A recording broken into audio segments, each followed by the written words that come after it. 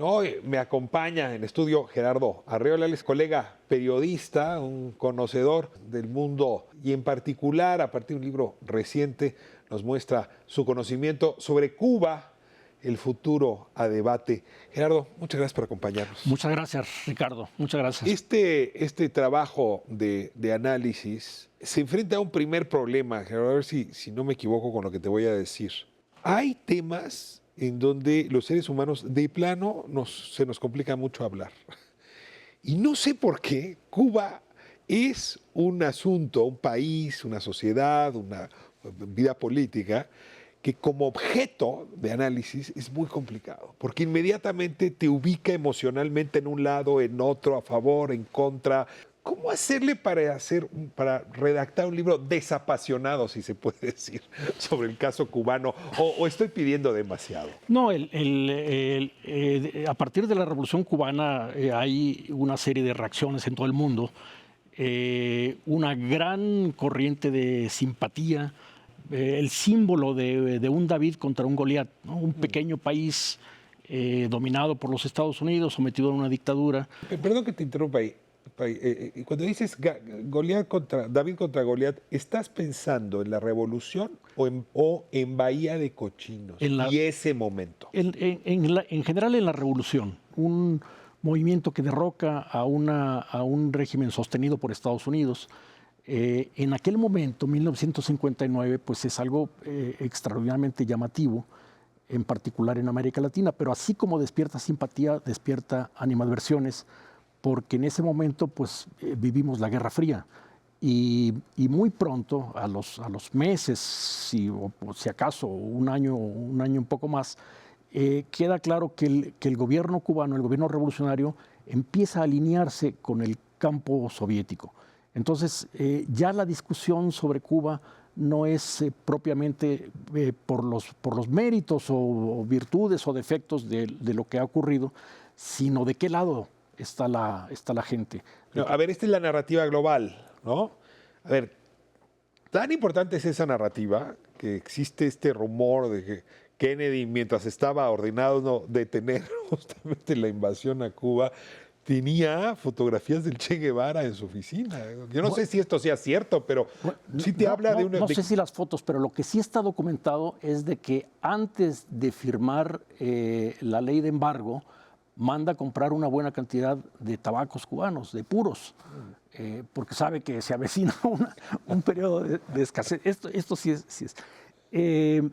Y luego, en México también, creo que todos recordamos, por haberlo vivido o por haberlo leído, que las manifestaciones del movimiento del 68 tenían sembrados a lo largo de las columnas la figura del Che Guevara, la famosa foto de Korda. Pero antes del 68 ya habían ocurrido manifestaciones en contra de la Revolución Cubana. En Puebla, en Monterrey. Muro, ¿no? Sectores de la derecha que en general habían interpretado, habían leído equivocadamente, creo yo, la posición del gobierno de López Mateos, no solo sobre Cuba, sino en general su gestión, digamos, la nacionalización de la industria eléctrica, los libros de texto gratuito. Entonces lo veían como, otra vez hablando de la Guerra Fría, lo veían como que estaba transitando hacia el lado del comunismo y veían como símbolo, como la punta del iceberg de eso, esa relación que se establecía con el gobierno cubano. Entonces salieron a la calle. El 68 completa esa narrativa, ¿no? O sea, Absolutamente. sí hay, otra vez es David contra Goliat, los estudiantes contra el gobierno. Así es. ¿No? Y figuras que ya se vuelven míticas. O ya para ese momento el Che Guevara ha alcanzado alturas que ni siquiera Fidel se imaginó. Exactamente, sí. Una bola de nieve que termina por hacer de la figura del Che, por ejemplo, una figura universal. El gobierno mexicano fue estratégico en su relación con Cuba, ¿no? O sea, cada vez que queríamos jalarle la barba al tío Sam, y hablo desde Palacio Nacional, en fin, buen coqueteo con Cuba funcionaba de maravilla. Y por lo tanto había actores, ¿no? Correas de transmisión con el gobierno cubano, acuerdos para que Cuba no interviniese con las guerrillas mexicanas, no las alimentara, no las auspiciara. O sea, ahí hay otro elemento que tampoco se ha trabajado, aunque hay buenos libros sobre el tema. Hay algunos hechos poco conocidos, en realidad conocidos ya muy recientemente por la desclasificación de documentos, pero hay uno que es particularmente interesante. En los años 60, los primeros años 60, Estados Unidos emprende una ofensiva contra Cuba, una ofensiva en toda la línea, económica, comercial, patrocina la invasión a Bahía de Cochinos. Y llega un momento en el que intenta hacer que todo el continente rompa relaciones diplomáticas con Cuba. Ese es el dolor que sigue cargando la OEA hasta la fecha, ¿no? Absolutamente, sí. Haber sido instrumento para eso. A pesar de que la OEA rectificó, en 2020 ya desmanteló, pero ¿cuántos años después? Pues, 50, Varias te dirá, décadas, ¿no? Exactamente. Pero antes de una de las reuniones de la OEA, la reunión del año 64 que se celebra en San José, Costa Rica, México llega a un acuerdo con Brasil y con Estados Unidos para conservar la embajada en La Habana.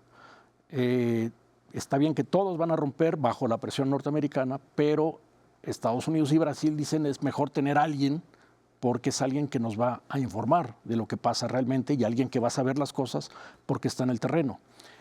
Esto es un acuerdo que se llega a un cierto nivel del cual, por ejemplo, el presidente Johnson no estaba enterado en el primer momento. Y hay testimonios de que en algún punto en el que va a entrevistarse con Díaz Ordaz, ya presidente electo, plantea de que si no sería necesario mostrar la incomodidad de Estados Unidos porque México está manteniendo las relaciones con Cuba en contra del acuerdo de la OEA. Y su secretario de Estado, Dean Rusk, le explica todo esto. Todo esto está grabado en la Casa Blanca. Entre Dean Ross y Johnson. Entre Dean Rusk y Johnson, exactamente. ¿Y qué le dice al presidente Johnson? Y Dean Rusk le explica este acuerdo. México puede ser la tercera vía, puede ser... Es que llegamos a un acuerdo con México para que se quede, para tener ojos cercanos que nos puedan informar y tener la visión directa de lo que está pasando en realidad en Cuba. La desclasificación de documentos siempre es una delicia para nuestro oficio. Absolutamente. Gerardo, vamos a corte y desde luego lo único que me interesa aquí es convencer a la audiencia para que corra y compre el libro de Gerardo Arriola, Si Cuba le importa, y es que es muy difícil siendo mexicano que Cuba no importe. Hoy estamos hablando de Cuba y tengo el placer, el gusto de tener conmigo a Gerardo Arriola con este libro Cuba, el futuro a debate. Y déjame, Gerardo, digamos, hablar de la Cuba post-Fidel. Merecemos entender qué es lo que está viviendo cotidianamente las personas en Cuba, cómo está su economía, cómo están las libertades, ¿no? Entonces yo te rogaría una fotografía, si quieres, al día de hoy, sobre dónde está la isla y luego podemos regresar a algunos aspectos históricos más recientes post-Fidel Castro. Bueno, el año pasado, el 2021, fue particularmente difícil porque Cuba ya venía de una crisis económica acentuada, en buena medida por, bueno, primero las herencias de la política económica norteamericana que no han cesado en 60 años. Esto es un factor muy importante y que no se puede, digamos, dejar de considerar como elemento incisivo en la situación económica. Luego la crisis venezolana, que debilitó lo que en su momento fue un apoyo estratégico para la propia economía local.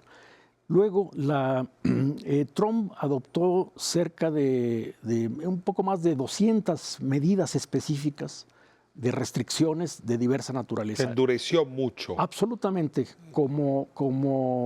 pues prácticamente como, quizás califique como uno de los peores momentos de la relación del conflicto entre Cuba y Estados Unidos. ¿Y eso se debe a la visión propia de Trump o a la influencia que tiene la comunidad cubana de Miami sobre Trump? Yo no sé si Trump tenía ni siquiera en el radar la existencia de la isla de Cuba.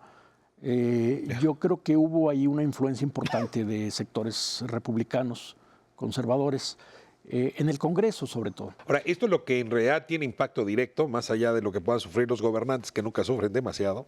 Es la gente. Absolutamente. La comida, la ropa, los ingresos. El daño principal es dañar a la víctima del régimen. Y luego, en el momento, dicen economistas cubanos, el momento menos indicado, pero finalmente en el 2021 entra en vigor una reforma monetaria que elimina a una de las monedas, provoca un aumento generalizado de precios y un aumento generalizado de salarios. Pero, como pasa casi en cualquier economía, donde no crece la producción, donde no hay nuevas ofertas. Da inflación. Absolutamente. Imparable. El signo dominante del año pasado es una hiperinflación, que hay diversos cálculos, pero posiblemente esté en una inflación de 3 dígitos. O sea, similar a la de México en los años 80. En los 80, efectivamente. De plano. Así. Ahora, la gente sale a la calle y lo que vimos es que estaban exigiendo cambio de régimen, ¿no? Y luego hubo detenidos y luego se habló de represión. Ese episodio, que no es tan lejano en el tiempo, pero sí ahora en nuestra memoria, Julio, ¿qué ocurre? ¿Qué ocurre con ese episodio de verano? En realidad es una situación que se venía gestando desde meses antes. Hay un análisis muy interesante de un militar, uno de los fundadores de la seguridad del Estado, que dice esencialmente dos cosas. Primero, falló la inteligencia. Es decir, ¿cómo es posible que la seguridad interior no haya logrado descifrar el grado de ebullición que había en la sociedad? ¿Y la reacción del Estado, del gobierno, frente a esa ebullición, cómo la calificarías? Yo creo que fue distante. No fue ruda, no fue violenta. Antes de las manifestaciones, ese estado de ebullición, pues el gobierno prácticamente no tuvo reacciones. Tuvieron que pasar estas manifestaciones para que interviniera el Estado. En primer lugar, con represión, efectivamente, incluso con algunos casos bastante notables de excesos en el uso de la fuerza, personas que estaban desarmadas, sometidas, y aún así recibieron un ataque bastante considerable. Si yo te dijera el futuro deseable, ¿cuál sería? Yo creo que en los propios cubanos, sobre todo en la academia y en muchos escenarios de la discusión pública en Cuba, que ahora es muy rica, hay algunos tópicos importantes.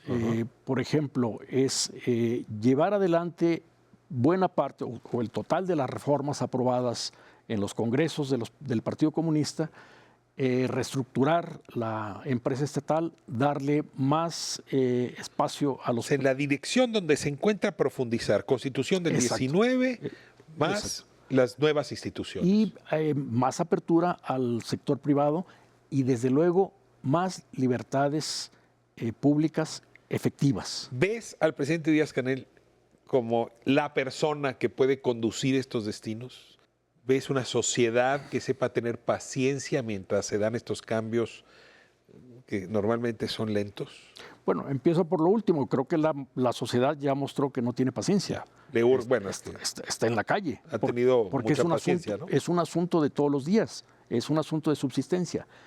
Y pasó una cosa curiosa. Después de las manifestaciones de julio, el gobierno desarrolló una catarata de acciones, de movimientos legislativos, de movilizaciones de distinto tipo, respondiendo a las necesidades por las cuales la población estaba reclamando. Todo lo cual muestra de que no era algo desconocido y no era algo extraño o sorprendente. Toda aquella fuente de inconformidades que estaban manifestando las personas. Entonces, si eso se pudo hacer después de las manifestaciones, ¿por qué no antes? Yo creo que por ahí están las cosas. Hay una cierta distancia que creo que todavía no se cierra. Pues te agradezco muchísimo que hayas traído el debate cubano a este espacio, a esta calle, a esta tu calle. Pues hacerlo también con datos, con información, no solamente con sentimientos. Así es. El sentimiento es imposible de erradicar, ¿no? Pero esta lente cercana a la vida de Cuba creo que nos puede dar un norte mucho más claro, o mejor, un sur mucho más claro. Muchas gracias, Ricardo. Gracias. Muchas gracias.